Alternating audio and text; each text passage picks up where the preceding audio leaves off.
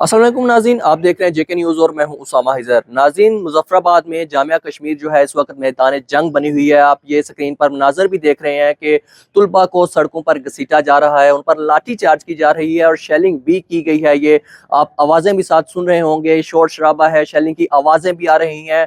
मामला कुछ यूँ है कि तुलबा ने फ़ीसों की वापसी के लिए एहतजाज किया था, जिस पर जामिया कश्मीर की जो इंतजामिया है उन्होंने पुलिस को तलब किया और पुलिस ने यूनिवर्सिटी में घुस कर, आप ये मनाज़र देख भी रहे हैं कि तुलबा को पूरी तरह मारा है।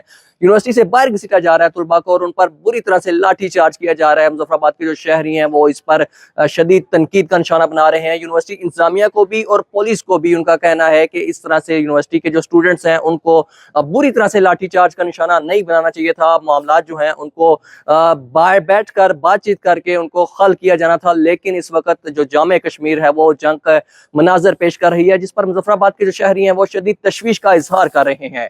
उसामा हिजर, जेके न्यूज़, मुजफ्फराबाद, आज़ाद।